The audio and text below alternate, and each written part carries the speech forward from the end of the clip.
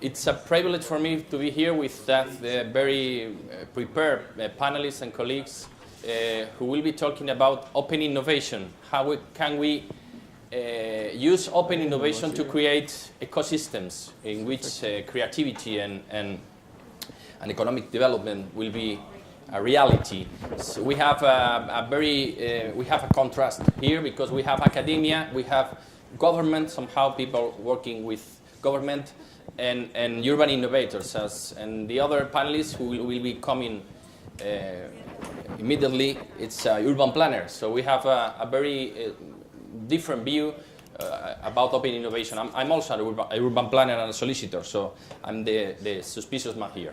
Let's give the word to our panelists today. I'll let them to introduce themselves as we are short of time, and we will be talking about different things.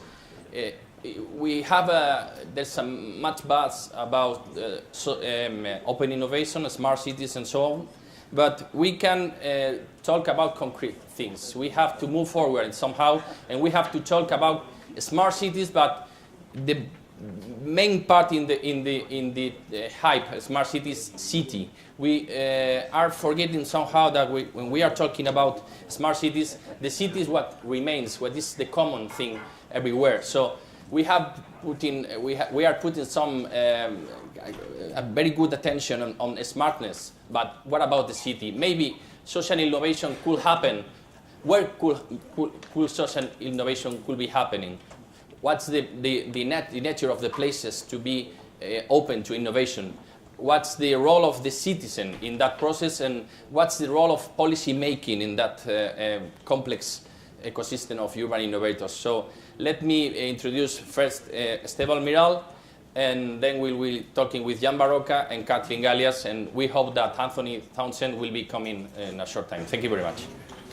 Thank you so much. We have been talking all these days quite a lot about the role of the cities changing from being service providers to being ecosystem managers. And we have repeated this thing, I guess, 20 times. So let's try to talk about something else. That is about how do we do it? Because, well, by now we agree on the benefits of doing all these things, and that's wonderful, but how do we do it? And one of the things of how to do it is how do we bring change to cities in terms of the organization? How do we change the culture of cities? And this is a matter that is key in open innovation. This is a matter that is key in bringing open innovation into cities. We have been studying cities for quite a while, right now for quite some years, and we thought we have been observing 3 different models for this. One model is the cities that work with agencies, and we have many, and here we have 2. I mean, if we go to Helsinki, Jarmo was presenting his organization, Forum Medium, as the innovation agency of the city, and that's true. In fact, it's not the innovation agency of the city, it's the innovation agency of several cities, because it's not only Helsinki, but Espoo, and Banta, and something else, so it's the innovation agency of several cities. Heidi with Nesta is the same thing, and is the innovation agency of the UK. So this is a model, and in the US it's widely spread this way. Another way to deal with that is to creating an agency, normally depending from the measure that is inside the city, that tries to promote innovation. That's the case of Boston, that's the case of the Urban Mechanics Department. And then you have that in different variations, and normally it's tied to a certain measure that has a very innovative spirit and so on. It's, I think, you can correct me, but I think it's the case of Lee in San Francisco, it's the case of the mayor of Boston that now is not continuing his mandate. We have another one. It has been the case of Plumber in New York that now we have a different mayor and so on. This is also a way to do these things. And another way is to put a city department in charge of that, and this is pretty popular in Europe. What we have been observing is that the agencies work very well. They are independent, they don't depend on the mayor, they have their agenda. The task of the agencies is to bring innovation, so it works very well.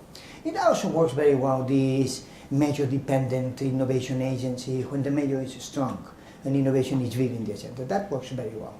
Continuity may be an issue because, well, major change and then huge change, but it also works very well.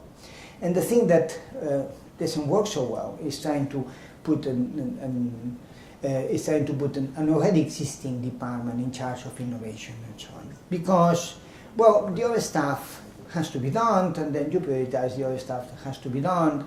It's what happens to our lives normally, that urgent things come before the important things, and then the important things are the ones that you never do. Well, that's the case that we have been observing more or less in this. But there is one aspect that we think is very, very, very important. It's again the same thing that the Jarmo was telling.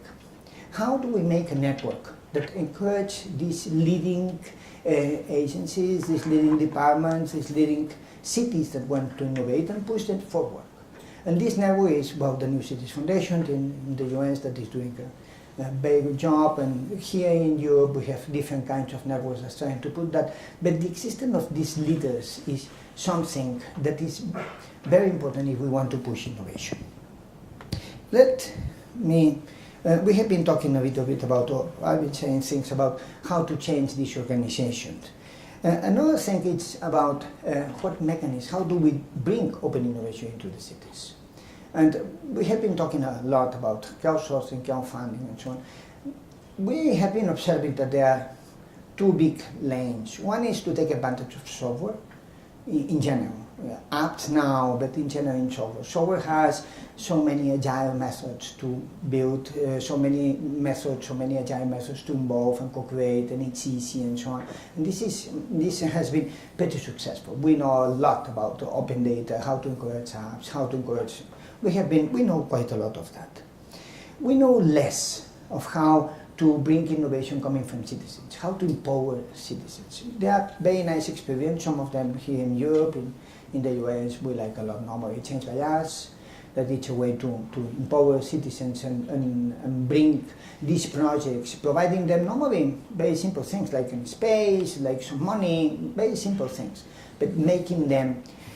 But besides these methods, nice things happen. I mean, the one that I like most and is something in New York. I mean, there is a very cool park there that is the High Line. It's probably the coolest park in New York. At least I love it. Well, the city doesn't run that. It's an association. That was the association that was fighting for this park in New York, the one who runs the park.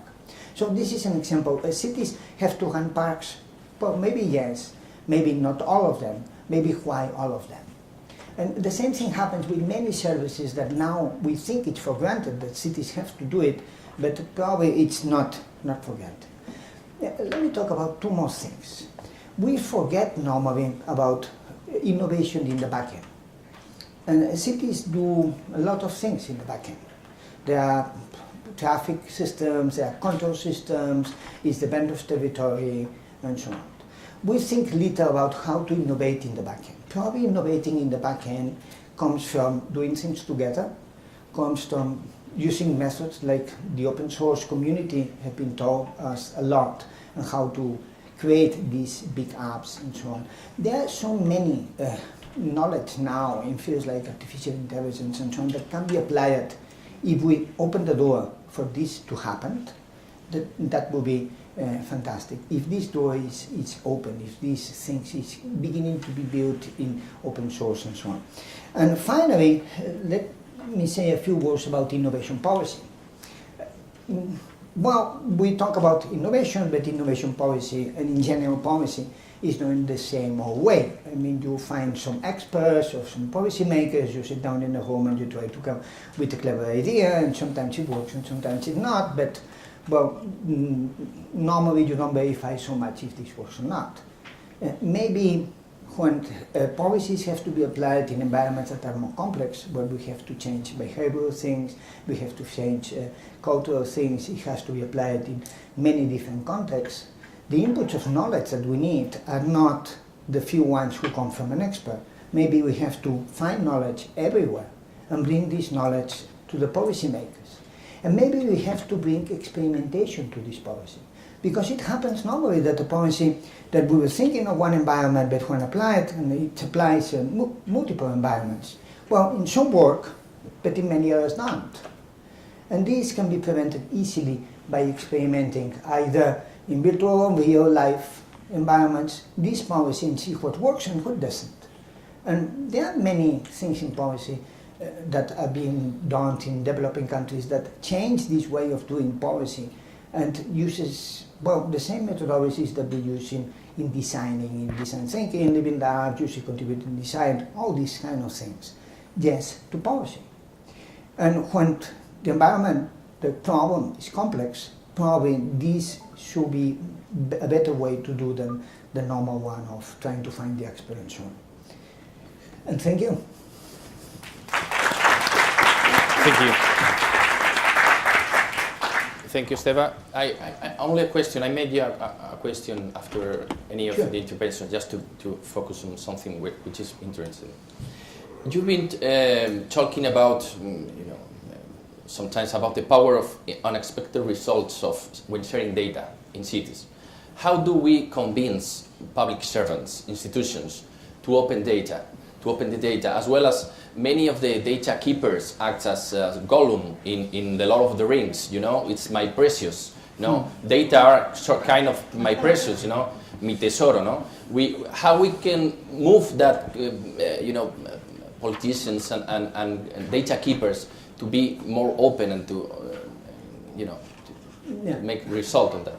Well, what we normally do is we find three different strategies. I mean, the first one is you don't have money to pay all the services that you have to provide, so you better open data because and let somebody build these services, because if not, how are you going to pay for them?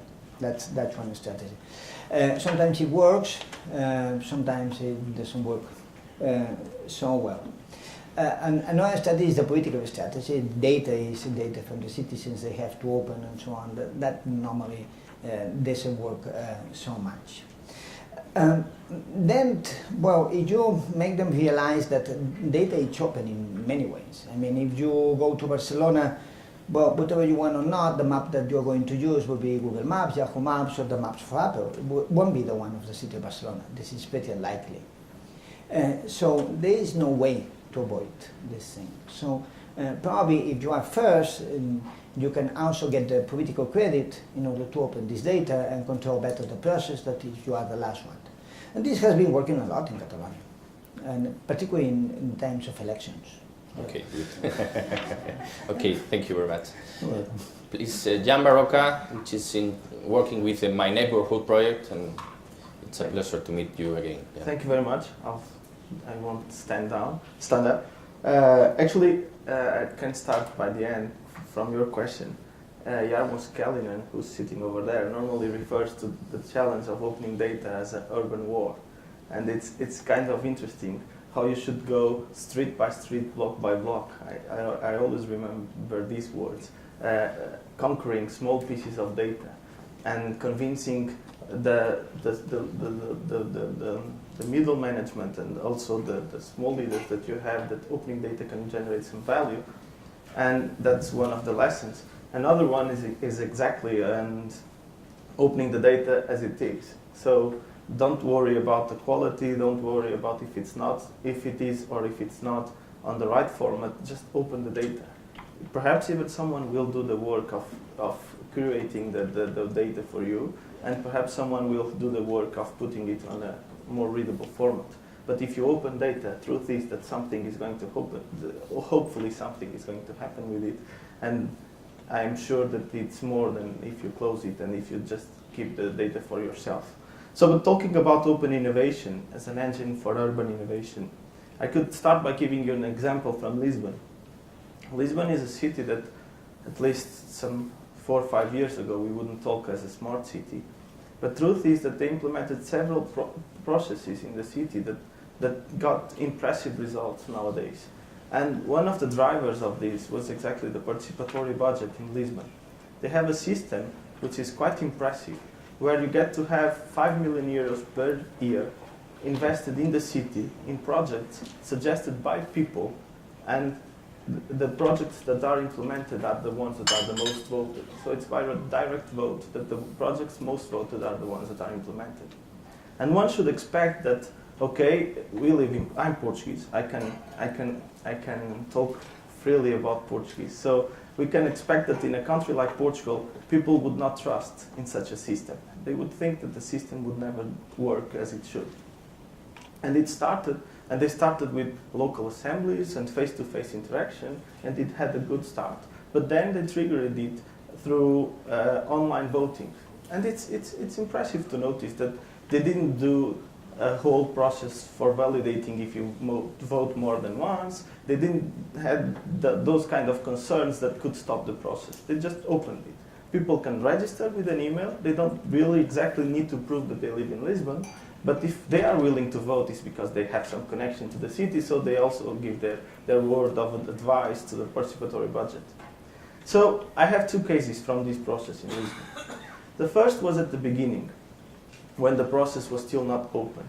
So you could realize that small groups could gather together, and the ones that were most active were the ones that were most successful. So at the beginning, one of the first projects to win was exactly a group of gay rugby players that had a team, and they wanted to have a stadium implemented. They are a closed community, but they are active. So being active, they could activate the community and win one of the projects. Okay, and that you can see that perhaps it's not the best kind of democracy that a small group could take a decision in name of the municipality. But if you go through the whole process, now you realize that impressive things are happening in Lisbon suggested by people. So you have a social innovation laboratory in the center of the city suggested by the people. You have the bicycle lanes that were suggested by citizens. And they were even planned with citizens because some active groups got together and they suggested that the bicycle lanes should be implemented. You have startup incubators that are being suggested by citizens. And this year you even had app contests. So people are asking for innovative projects for their own city. And people get together, they form their own groups, and they generate proposals to benefit the whole ecosystem of innovation of the city. So in my view, it's a good example because it combines two things. It combines technical innovation with social innovation. It combines open innovation as well, listening to the people, with being able to implement what people want.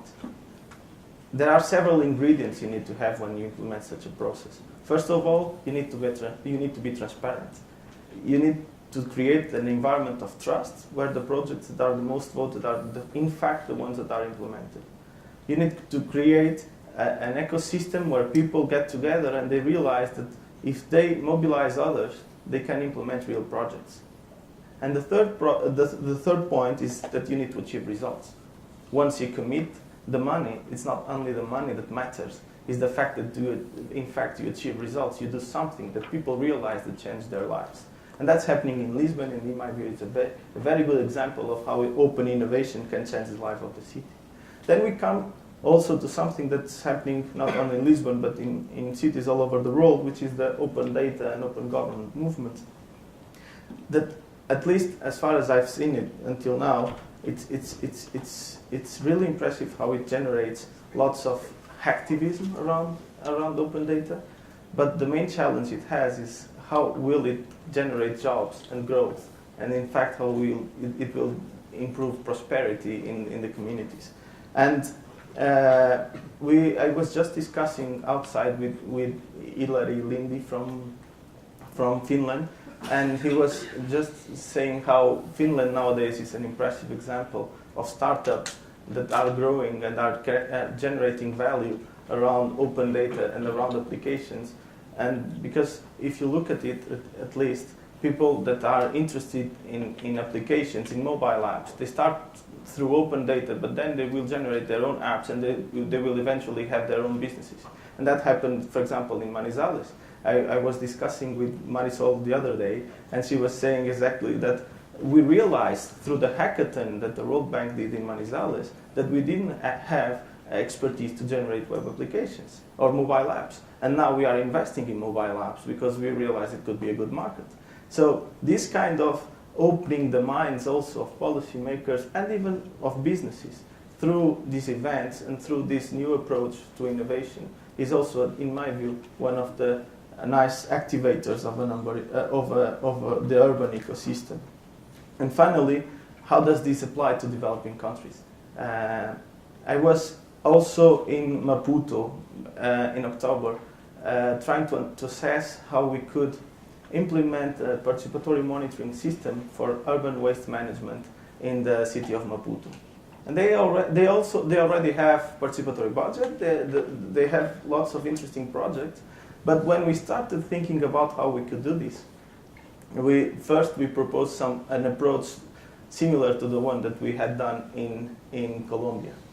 And the consultant I was working with told me, okay, let's not do it that way because perhaps we cannot involve so much people at this moment because we need quick and fast and tangible results in a short period of time.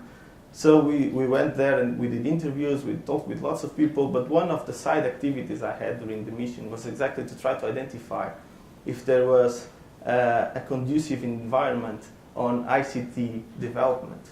And it was really interesting to notice that hackathons are being organized in Maputo and that startup meetups are being organized in Maputo, that startups are talking together to understand how they can exchange knowledge and expertise to have local knowledge instead of importing knowledge all the time in Maputo. And actually one of the results of the mission was exactly that, hey, in Maputo you don't only have the necessary conditions to implement a participatory monitoring system, but you also have the local expertise to have it done there. And this is also part of these new opportunities that are generated through these new systems that we are now implementing in the cities. Okay, thank you. Thank you.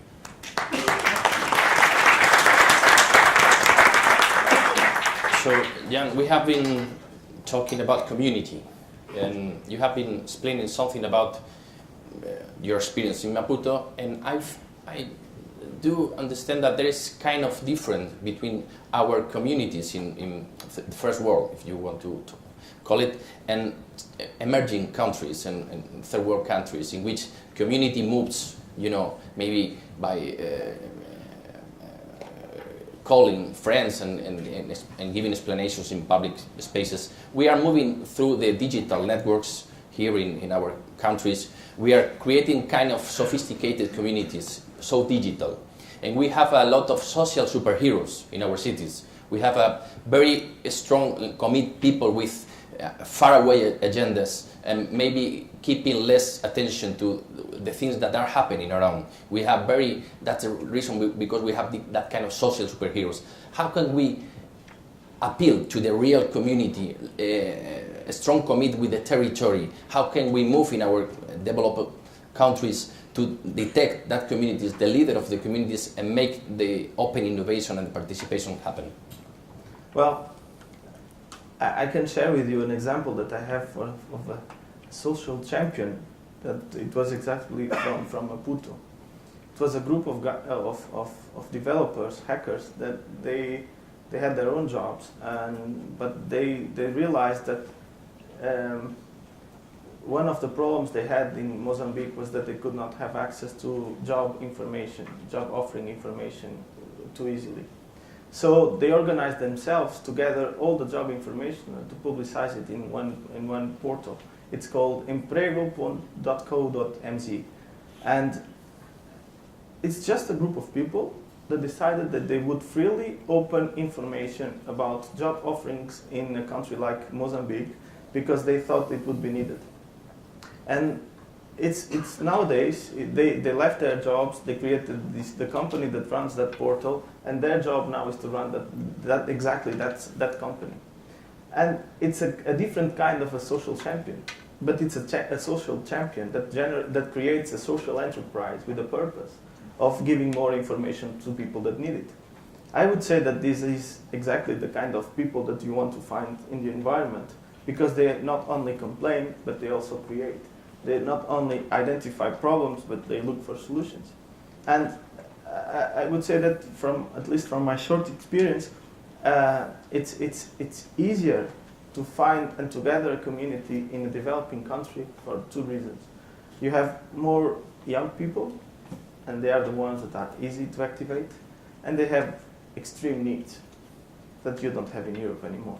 So through these two entry points, I would say that it's easier to get a community active, and you have lots of very creative people willing to create innovative solutions for their own problems and for the problems of their own families and friends, and that's impressive. In Europe, we have extremely good examples as well. We have also communities that were formed with lots of success. But if, for example, I share with you the experience, I'm from a little town in the center of Portugal called Fundão. It has 30,000 inhabitants. And it's true that when I looked at that city, it's, in fact, some of the representatives are here. It's a small city with lots of elderly people, and the people with high education don't live there anymore. So it's easier to activate the community in Maputo, where you have critical mass and the necessary ingredients, than in a city that has all the necessary infrastructures and lots of money in the center of Portugal, because it's just a big imbalance between the two examples. Okay, thank you very much. Now we welcome Katalin Gallyas, which has been on a round to come here with us, coming from ESADE. He's a doer, because he was working with real things minutes ago. Katalin was the responsible for launching a smart governance and open innovation program in Amsterdam, where open data is a key enabler. Thank you, Katalin. Thank you so much. I'm very glad to be here today to share with you some practitioners' experiences from Amsterdam. I'm from the economic department and dealing with open innovation policy, which is radically new also for us. And I would like to tell you more how this incubation process went, how we actually acknowledge that open innovation is important. So my quest for new methodologies of working started 3 years ago, when I noticed that my department, actually economic department, has one very important trigger, that is attracting foreign investment in Amsterdam, and to be a vibrant business hub, and they think about scenarios in the future, but this is very much internally sourced, very much Shell, IBM thinkers in the city, and they decide how the economy should look like in the coming 20 years. And I was always questioning my manager, so why don't you involve young thinkers and think tanks and something radically new? But they were not open for that yet.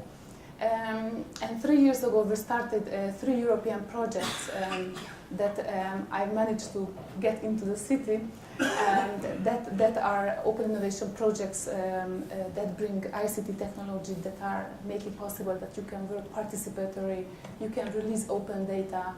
But what I would like to tell you today about this field within the City Hall, that it's very rewarding to do that, but also very much paradoxical, controversial, with lots of fights, with lots of debate.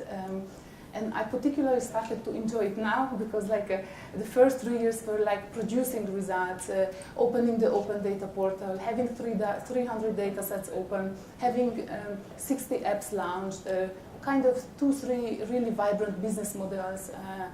But now it's like, when I'm in discussion with the policymakers and with aldermen in Amsterdam, I really like that they start to ask also how to leverage more on open innovation, and especially not just in terms of job creation, because this is how they approached open innovation.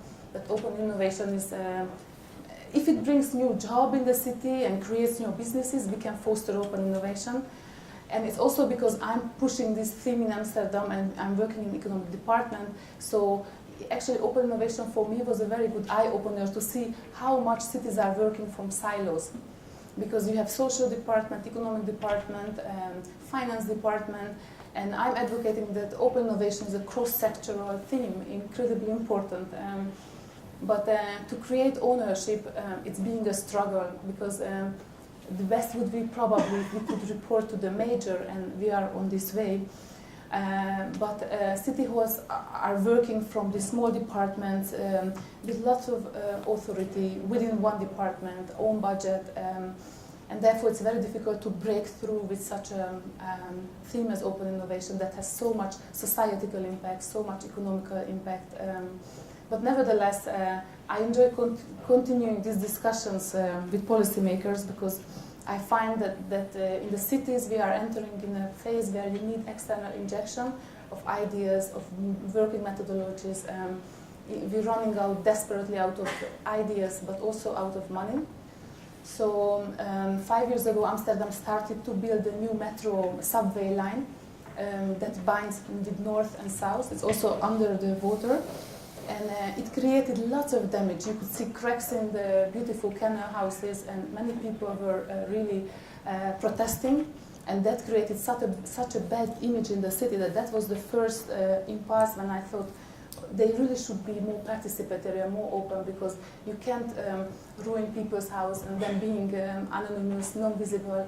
And this was the first point when Amsterdam opened 3 years ago a portal that made possible that citizens can address an issue that you are suffering from this subway construction. But on the other hand, you could also see very nicely what's going on, what is the next construction activity that's gonna follow. And it gave also peace.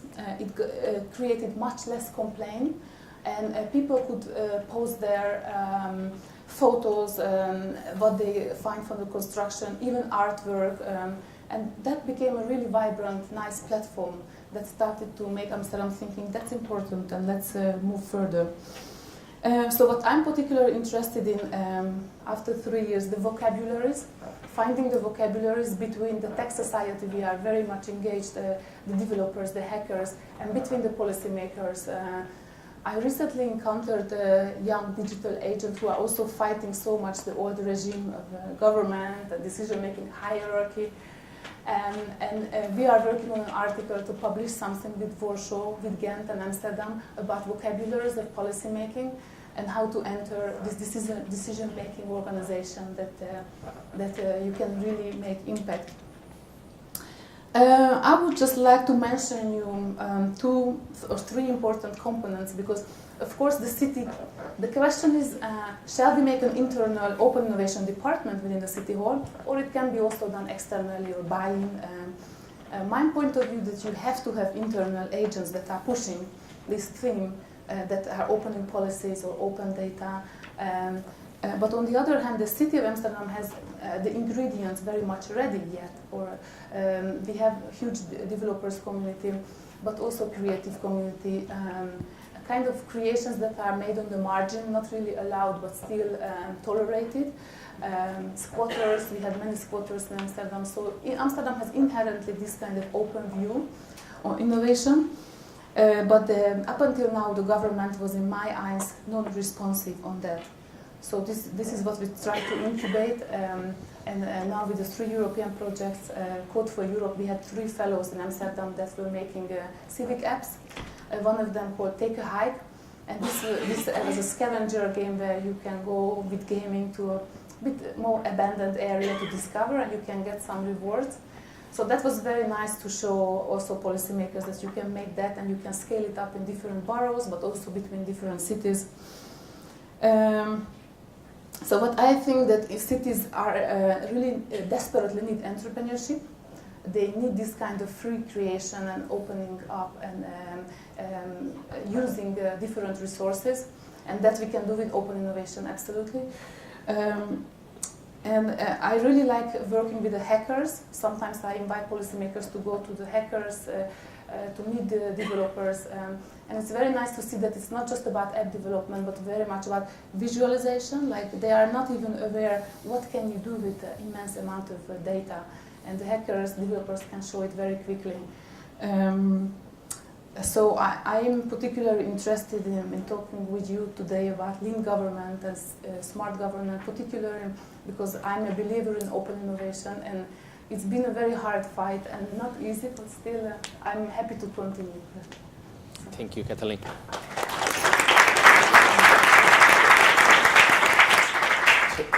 Your experience is quite interesting, but I have a question. After launching several campaigns and programs, what's the way for keeping people still engaged? You know, how do you keep people involved in any challenges, fighting against, getting people tired of participating or somehow? Is that a question of prices, of challenges, of rewards? How do you do that? I think it's also very much about creating the ownership, and you have to have a kind of meeting forum, which is also offline. So in Amsterdam we have the Pakhuizen Zwijger, is an old storage building being refurbished, and they organize many urban debates with policymakers, with SMEs, with developers, and this is a place that nourishes the continue. It's really continue because there are continued discussions and meetings, and they have a very rich community of civil servants, and you get always postings, RSS feeds, what's going on, and you also have the feeling you can a little bit influence the urban design in Amsterdam just by entering these discussions.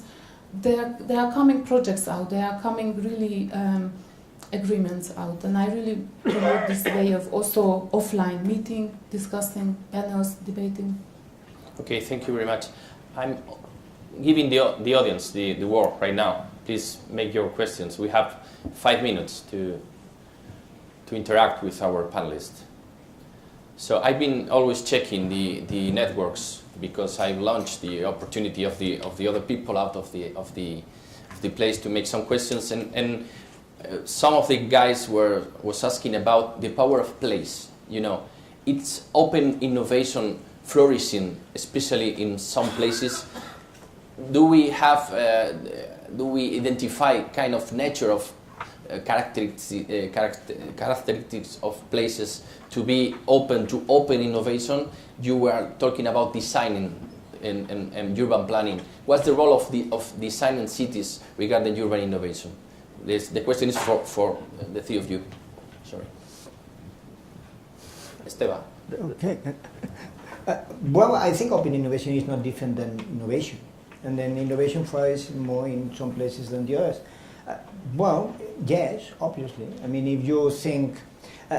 normally I tend to use stupid questions for things. I mean, when you have some countries that tells you, well, how innovation system and so on, and well, I normally use this stupid question. Tell me the most important 3 innovations of the last year that came out and were well acknowledged.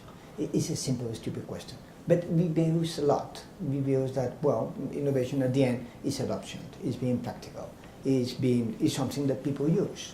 And then this happens more in some places than the other. And we know that pretty well for sure. How to reproduce that is not that simple. And how to make this happen is not that simple. We all know the usual suspects where these innovations happen. And we tried many, many times to reproduce that and make it happen, and it's not so simple. I think we have to recognize when we approach this problem that this is a problem that is not the first time that we tried. That we tried several times before, and that many times we fail in making this happen. So normally more possibilistic practical approaches that don't try to solve the whole problem, they try to approach corners that we know better that we can succeed, could be more interesting than this. Well, I have a solution for something that probably we don't. Okay, thank you. There's a fundamental difference between place and space, and a place is is a part of the city where you see there's interaction and people interact, and we can even look at innovation as a way of creating places inside cities. And that would become innovation with a purpose. So I do link a lot innovation and open innovation with social innovation as a way of creating new places in the cities, new shared spaces, new shared places in the city, as a way, as well as recovering the city on its social and urban and as well as technical tissue. So the power of place is fundamental because it gives a purpose to what you're doing. All those apps that we create, they are, from a technological point of view, they are just useless because they are so simple that they don't have any kind of complexity. You would never have a hacker doing these kind of applications unless they really get a purpose, unless they have a place where they have their own meaning, and the place where they are useful for someone. So I link a lot place and the power of place to usefulness and to the ability of change people's lives through innovation. Thank you. But I would like to add to the discussion that I think in terms of urgency, like you really have to feel being a bit troubled to be listened to the new technological innovation. Like in Amsterdam, we opened a 3D printing park that are producing huge buildings similar to the canal buildings. It's a 3 years long project. And that allows citizens to come and participate and to print out a brick and to see how resistant is such a 3D printed brick. And that creates lots of ownership because Amsterdam struggles to make houses, it's full. And if you can experiment and think with the idea, maybe I can print my house, in 5 years you get a massive amount of people who are interested and they want to play, they want to print the brick, they want to see the experimentation. And that's such a beautiful example because it really creates huge participation. So I would say that you really need problems and troubles. Okay, we have 2 minutes. Any question? Do I need to appeal to the social networks again? My wife is tired of typing. So, okay, thank you very much, all of you, and thank you. Bye. Thank you.